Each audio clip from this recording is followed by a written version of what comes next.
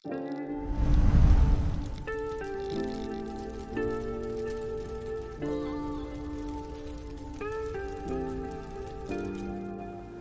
i dobro. Pokój i dobro. Dzisiaj powiemy sobie trochę o bodźcach, słuchajcie. Takie bodźce. Tak, tak, bo wiecie, że w ogóle ja kiedyś czytałem taką książkę Amadeo Cięciniego o formacji zmysłów chyba. Taki był tytuł, teraz nie pamiętam, widzicie. W każdym razie na pewno chodziło właśnie o formację zmysłów. I to było niezwykłe. Bo tam można było zmysł formować. Ciekawe. Eugeniusz. I teraz słuchajcie, i teraz o czym tam autor pisze? Mianowicie o tym, że właściwie zmysły sprawiają, że my kontaktujemy się ze światem zewnętrznym. No, wyobrażacie sobie, co by było, gdybyśmy nie mieli żadnych zmysłów, ani dotyku, węchu, zapachu? Tak, niektórzy przeżywając ten paskudny COVID tego doświadczyli, no, że nagle no tak, ale chociażby węch, dotyk smak. był, nie? I No jakoś oczy gdzieś tam słyszeli. No, powiedzmy przez ten, no ja też miałem COVID-a, faktycznie no, węch i smak zanikł, no, przedziwne w ogóle takie doświadczenie nieprzyjemne, na przykład dla mnie jak piję kawę, ale jeszcze jakiś kontakt z rzeczywistością był. A teraz sobie zobaczcie, że nie słyszymy, nie widzimy, nie czujemy. No, to, i autor mówi tam, że zmysły, właściwie dzięki zmysłom mamy kontakt ze światem, który nas otacza, wręcz porównuje go do mostu zwodzonego. Że my dzięki zmysłom otwieramy się na świat zewnętrzny, pozwalamy światu zewnętrznemu wejść do nas. To są takie okna, przez które świat wchodzi. No i z drugiej strony wychodzi, nie? I wychodzi. Coś z nas wychodzi. No i teraz jedną z metod walki z pokusami jest selektywne podejście do tego, z czym się spotykamy, co dotykamy. Właśnie do tych bodźców, które doświadczamy przez zmysł. Tak, żeby, no, bo na przykład samo ciepło jako ciepło jest czymś pięknym, dobrym, pożytecznym, rozwojowym, daje życie. Ale mogę się wystawić na takie działanie ciepła, że ono, że tak powiem, mnie zjara i spłonę. Prawda? To jest, no właśnie. Więc tutaj trzeba umiejętnie dopasować tę ilość ciepła, żeby ona nie była dla mnie szkodliwa. I myślę, że na płaszczyźnie moralnej będzie podobnie. Będzie na płaszczyźnie moralnej podobnie. To znaczy ja muszę wiedzieć, kontrolować, wybierać te bodźce, które dozować też te bodźce, które mnie nie zabiją, które mnie nie zaszkodzą, co więcej, które będą się przyczyniały do mojego rozwoju. No, to tak, niektórzy mówią, co cię nie zabije, to cię wzmocni, raczej co cię nie zabije, to cię nie zabije, nie? A nie, że cię wzmocni. No właśnie. Trzeba uważać.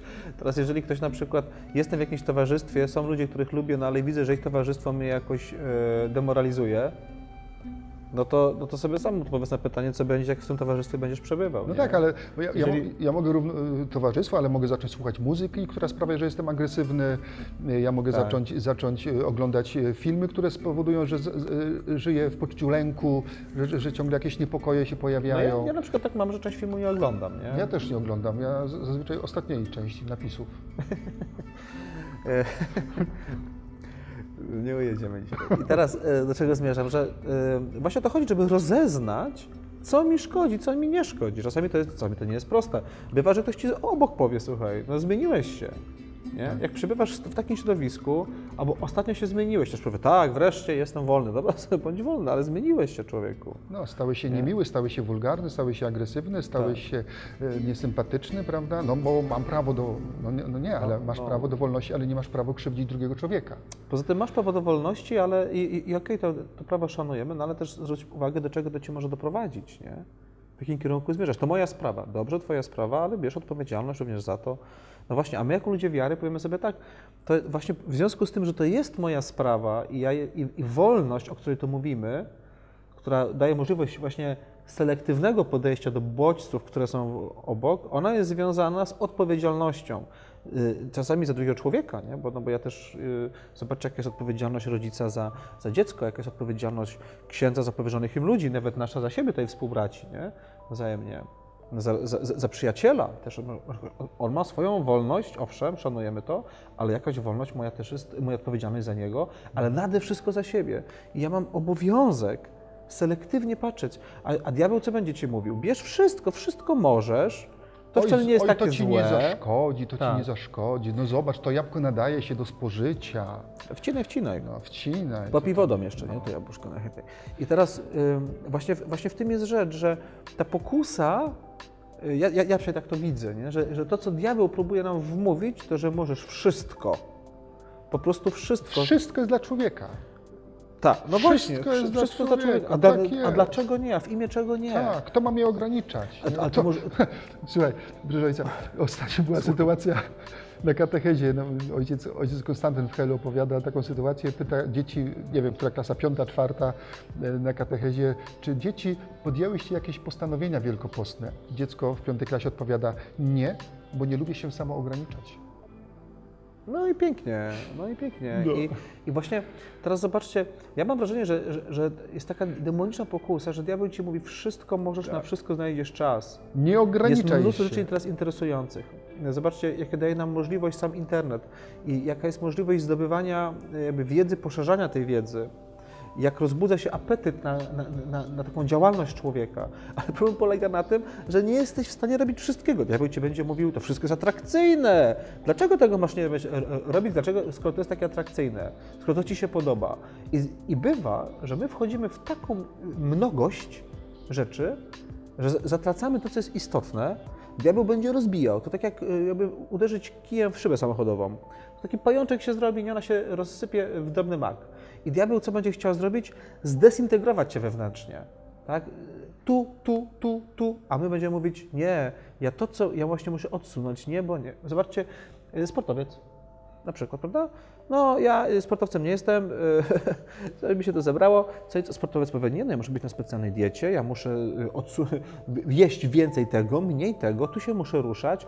Chodź, pójdziemy tam, jeden burger ci nie zaszkodzi, możesz zrobić to na drugi dzień podobnie. Nie no, człowieku, nie mogę tego jeść. Ja mam zawody. Ja wybieram to, co mi służy, to, co służy mojej kondycji, prawda? Tak jest we wszystkim. Jeżeli chcesz osiągnąć jakiś sukces w jakiejś dziedzinie, to rezygnujesz z innych spraw, prawda? Nie mogę powiedzieć, że ja teraz będę starał się być genialnym na przykład kompozytorem, ale w ogóle nie będę tego siadał, samo przyjdzie. No nie przyjdzie samo. No, nie przyjdzie... Będę genialnym pianistą, ale nie będę w ogóle trenował. Nie będę grał tylko i wyłącznie na gitarze, nie? No. Tak się po prostu nie da. My musimy patrzeć, jeżeli chcesz być na przykład fantastycznym tatą, no to wiadomo, że nie możesz poświęcać tyle czasu, co kiedyś na jakieś swoje przyjemności, ogólnie mówiąc. Jeżeli ja chcę być znawcą Pisma Świętego, no to nie mogę przydać godzinami na YouTubie, tylko mam czytać Pismo Święte i komentarze, no bo skąd to się ma wziąć? Tak. Jeżeli ja mam teraz... Co chciałeś powiedzieć? Chciałem powiedzieć, że jest taki cykl... Motocykl. Nawet cykl. Cykl katechez, komentarzy biblijnych, które mają genialny tytuł. Bardzo lubię ten tytuł. On brzmi: karmię was tym, czym sam żyję. I zobaczcie, mama, tata, ksiądz, lekarz, nauczyciel, karmię was tym, czym sam żyję. Czyli jeżeli ja mam iść i karmić innych osób, to sam muszę się nakarmić dobrą strawą, prawda? Żeby przekazać coś z pustego i Salomon nie naleje. Nie? A więc muszę napełnić się czymś pięknym. Żeby dać piękno, muszę być napełniony pięknem. Żeby dać wartość, muszę być napełniony wartością. Żeby dać prawdę, sam muszę żyć w prawdzie.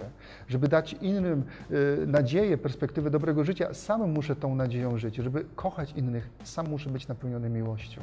Nie? I to jest, jeżeli ojciec mówi, że mamy różne zmysły, przez które świat do nas dociera, to ja właśnie, że tak powiem, nastawiam te moje zmysły na to, co jest dobre.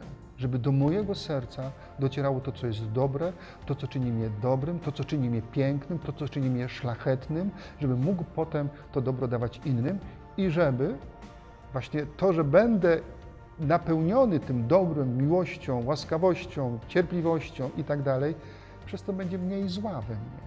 Po prostu to dobro, które będzie mnie napełniało, które przychodzi do mnie z zewnątrz, będzie wypierało zło z mojego życia. No ja myślę, że diabeł po prostu próbuje nas tak jak durszlak zrobić, nie? A my to właśnie chcemy przez tą selektywność być jak najbardziej pełni łaski, no po prostu. No. Tak. Dobrze, to tyle na dzisiaj. Chciałoby się rzec krótko: pokój i dobro. Pokój i dobro.